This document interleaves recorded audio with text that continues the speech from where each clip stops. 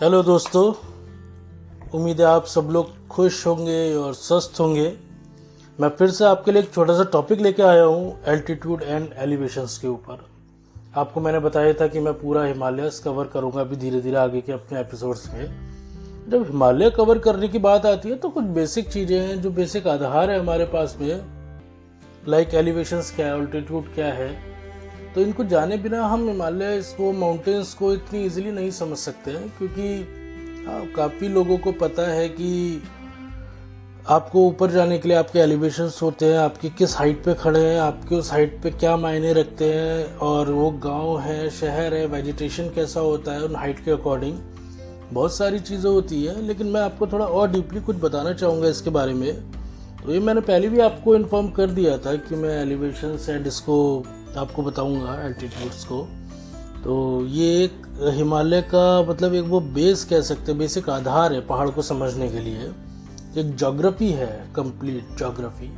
Geography में भी बहुत सारी चीज़ें आती हैं, तो मैं एक छोटा सा बहुत जल्दी इसको कवर करूँगा और आप लोगों को भी अच्छा लगेगा, मज़ा आएगा मेरे साथ में। आप जुड़े रहिए प्लीज़, मुझे बहुत अच्छा लग रहा है, मुझे रिस्पॉन्स बहुत अच्छा मिल रहा है आप लोगों से। तो हाँ, एक चीज़ और मैं आप लोगों को बोलना चाहूँगा कि मेरे हर एपिसोड में आने वाले टाइम में और इस एपिसोड में भी मैं आपसे एक सवाल पूछूंगा लास्ट में। उस सवाल का जवाब आपको मुझे वॉइस मैसेज में आप ज़रूर दे सकते हैं। मुझे अच्छा लगेगा कि हाँ, आप लोगों के जवाब सुन के। तो चलिए मैं शुरू करता हूँ। तो आपको पता है हमारे अर्थ पे, ग्लोब पे सबसे हाईएस्ट पॉइंट क्या है वर्ल्ड पे? ऐसा माउंट एवरेस्ट है जो सबसे हाईएस्ट पॉइंट है। उसकी जो हाइट है, आप मान के चलिए उसकी हाइट अराउंड 8850 मीटर्स की हाइट है। मैं सारी हाइट ना आपसे मीटर्स में ही बात करूंगा। एलिवेशंस, ऑल्टीट्यूड क्योंकि बहुत इजी रहता है मीटर में समझने के लिए। आपने बचपन में भी पढ़ते आए होंगे कि एवरेस्ट की हाइट है 8000 मीटर से ऊपर होती है। फीट में बात बहुत कम लोग करते हैं, तो वो बहुत ज़्यादा डीपली मैथमेटिकली चले जाते हैं, बट मीटर में समझना बहुत आसान होता है। तो माउंट एवरेस्ट हाईएस्ट पॉइंट है, जिस वजह से वहाँ पे ऑक्सीजन बहुत कम है, हवाएं बहुत तेज़ रहती है, मौसम काफ़ी खराब रहता है। इसकी वजह से वहाँ पे जो जीवन है ना वो बहुत ही कम है। मतलब आप ना के बराबर समझिए उस हाइट पे। उसमें आपको मतलब फ्लोराइड फौना कुछ मिलेगा ही नहीं। कंप्लीट आपको बर्फ से ढकी चोटियाँ ही होती हैं जो होती है वहाँ पे, और किसी भी तरह से वेजिटेशन नहीं मिलेगा आपको। जस्ट रीज़न उसका यही है कि हाइट, उसका एल्टीट्यूड इतना ऊपर है। तो altitude like elevation is the distance above sea level. तो जो डिस्टेंस होता है ना सी लेवल से, वो एल्टीट्यूड कहलाता है हमेशा। तो high altitude areas are often considered if they reach at least 2400 metre into the atmosphere. आप मान के चलिए कि हाई एल्टीट्यूड एरियाज जो होते हैं वो 2400 मीटर से जब ऊपर चले जाते हैं तो उनको हम कंसिडर करते हैं हाई एल्टीट्यूड एरिया में, और उससे नीचे सारे लो एल्टीट्यूड एरियाज आते हैं। ठीक है, लाइक माउंट एवरेस्ट की हाइट 8848 मीटर है, तो वो बहुत ही ऊपर की हाइट मानी जाती है, मतलब वो एक एक्सट्रीम लेवल की हाइट है। एक फैक्ट मैं आपको और अभी बताता हूँ कि एक शहर है बोलीविया में, एल ऑल्टो। ये हाईएस्ट ऑल्टीट्यूड अर्बन सिटी है वर्ल्ड में।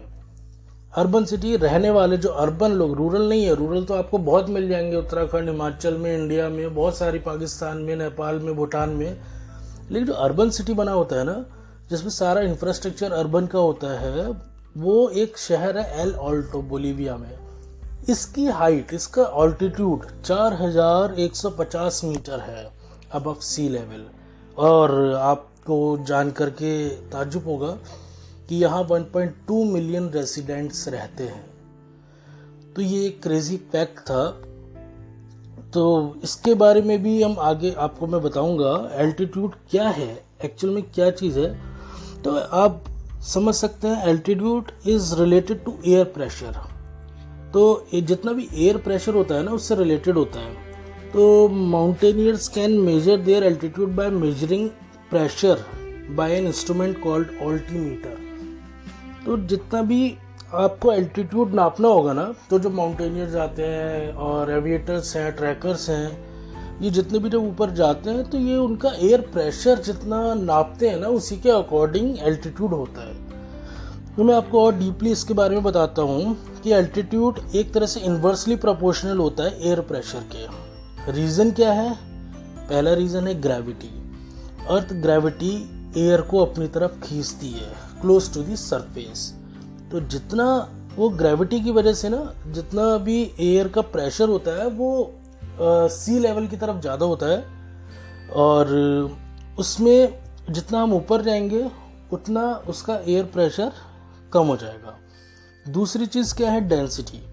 डेंसिटी जो दूसरा रीज़न है, वो जैसे जैसे ऑल्टीट्यूड इंक्रीज होगा ना, जैसे जैसे हम हाइट पर जाएंगे, तो गैस के मॉलिक्यूल जितने भी एयर में होते हैं वो कम होते चले जाते हैं, और एयर जो है वो लेस डेंस हो जाती है, वो थिन एयर होती है। उसको थिन एयर भी बोलते हैं माउंटेनियर्स जो होते हैं। तो ये दो रीज़न है, ग्रेविटी और डेंसिटी है।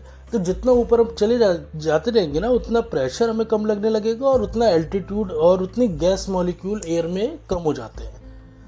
नीचे की तरफ सी लेवल के पास में जितने भी शहर होते हैं उनमें आपको इतनी प्रॉब्लम नहीं होती है, just because of air molecules उसमें इतने डेंस नहीं होते हैं, और काफ़ी डेंस होते हैं सॉरी, और जिस वजह से वहाँ पे ऑक्सीजन लेवल अच्छी खासी होती है, लोगों को सांस लेने में तकलीफ नहीं होती है in comparison to the high altitude areas में। ठीक है, इसी वजह से एयर प्रेशर एक दूसरा रीज़न ये भी है कि वो ज़्यादा ठंडे होते हैं। तो हाई एल्टीट्यूड एरिया भी वो वहाँ पे ज़्यादा ठंडा मिलेगा आपको, और in comparison to low altitude areas में, जिसकी वजह से मैंने आपको पहले ही बताया था बहुत सारी प्रॉब्लम्स ह्यूमन बॉडी को होती है। तो जब आपको पता है ना, आपने काफ़ी सुना होगा, जो ट्रैकर्स होते हैं जो ज़्यादा टाइम हाई एल्टीट्यूड एरियाज पे रहते हैं उनको काफ़ी सीरियस सिम्टम्स हो जाते हैं। उनको ऑल्टीट्यूड सिकनेस होता है, जो कि हेडेक में भी चेंज कन्वर्ट हो जाता है, डिजीनेस होने लगती है उनको, और कभी कभी तो काफ़ी सीरियस कॉन्सिक्वेंसेस हो जाते हैं, like brain and lung damages जो होता है। तो ये बहुत ही मतलब ऊपर जितना भी आप जाएंगे हाइट पे, वहाँ पे आपने देखा होगा लोग अपने साथ ऑक्सीजन सिलेंडर लेकर के जाते हैं, बहुत सारी चीज़ें, उनका मेडिकल फिटनेस होता है, तभी अप्रूवल मिलता है उस हाइट पे जाने के लिए। तो हर कोई वहाँ पे नहीं जा सकता है, उसके लिए आपको बहुत फिजिकली फिट होना पड़ेगा। और मतलब ये फैक्ट है। एक चीज़ और आपको बताता हूँ मैं, अब 8000 metre human body can not survive at all and it starts to shut down. This is a very clear statement. आप माने चाहे नहीं माने, 8000 मीटर के ऊपर ह्यूमन बॉडी सर्वाइव कर ही नहीं सकती। इसीलिए इस एल्टीट्यूड को जितने भी माउंटेनियर्स हैं, हम लोग हैं जो भी बात करते हैं ज्योग्राफी में, इसको डेथ जोन कहते हैं। ये एक डेथ जोन होता है इस एल्टीट्यूड पे पहुंचने में।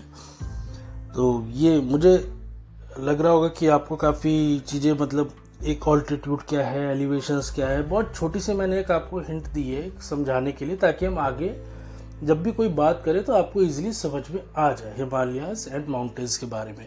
आप जब खुद भी कभी निकलोगे ना, तो काफ़ी सारे एप्लीकेशंस आ गए, आप उसको भी ट्रैक करते रहा करिएगा कि आप किस एलिवेशन पे हैं, आपको आइडिया लगेगा। पहाड़ों पे घूमने जाते हैं तो ये चीज़ें बहुत अच्छी लगती है कभी कभी, उसके बारे में सोचना, उसके बारे में समझना कि हम पहाड़ पे जा तो रहे हैं, तो सिर्फ सेल्फी के लिए नहीं जा रहे हैं, हम देख के तो सही हम किस एलिवेशन पे खड़े हुए हैं, हम किस ऑल्टीट्यूड पे खड़े हैं, वहाँ पे हमें क्या तकलीफ हो रही है, वहाँ के लोग कैसे जीते हैं, और ह्यूमन बॉडी कैसे सर्वाइव करती है, कैसे एडजस्ट कर जाती है उसी टेम्परेचर में, उसी ऑल्टीट्यूड में, उसी डिफ़िकल्टीज, चैलेंजेस सब कैसे एक्सेप्ट करती है ह्यूमन बॉडी।